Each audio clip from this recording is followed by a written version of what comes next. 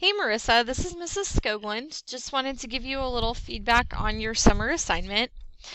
So we're mostly going to be talking about Chapter 9 since that was the question you had starred, but I'll sort of reference some other parts of your project as we're going through as well. All right, so to start off, the first thing that I look for in a body paragraph structure, which is this kind of setup, is a good topic sentence. And ideally, we want that to answer the question that's provided and sort of preview what's going to come in the paragraph. So one thing I would encourage you to do, Marissa, is make sure that you do actually give an answer and not just like repeat kind of some key phrases. So for example, in this sentence, you say, like, Pink talks about labyrinths and how they're connected to the meaning of life, but notice the question is, like, basically, what does that mean, right? What is the connection? And so I would encourage you, I noticed that in several of your other paragraphs, come out a little more directly and just answer that, and then you can more easily transition into some of the details of the paragraph later on. Next, I actually look at the end of your paragraph for a concluding sentence because we also want that to tie back up to the question and sort of signal to the reader that the paragraph is over.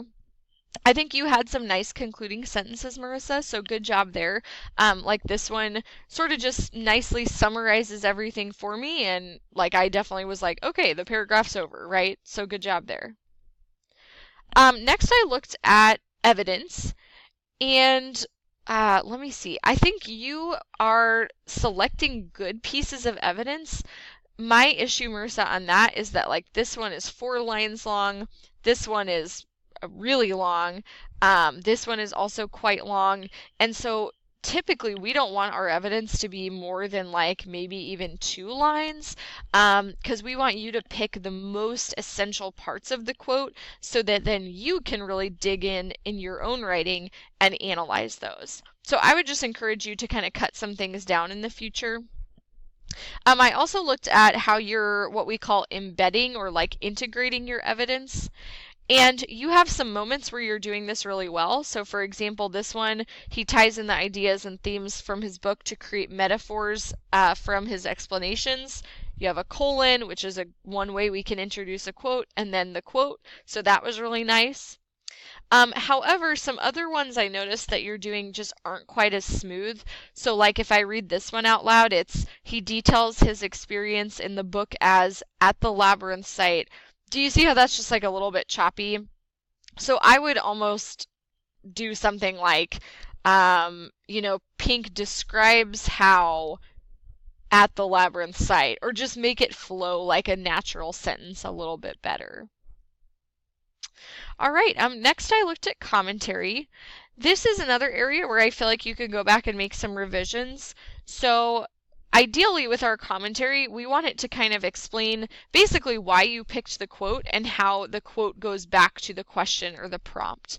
So like for example, on this one, when you're talking about Pink visiting a labyrinth, you kind of just say, this is really thought-provoking and uplifting. But tie this back to the question for me, okay? Why is a labyrinth so important in finding meaning in life? And how is that different than maybe what we've done in the past with mazes? So I think your commentary could definitely be expanded. Don't feel like you have to limit it to one sentence, okay? So just maybe add a little more detail there. All right, last thing, I looked at conventions and citations. You did a great job proofreading. I didn't notice any big issues on conventions-wise. However, your in-text citations, you're super close, Marissa, but this period, we're actually going to move to after the citation. There's not going to be anything at the end of the quote. So I know that seems little, but let's just go back and fix those, make sure they're consistent. Our directed activities also looked good.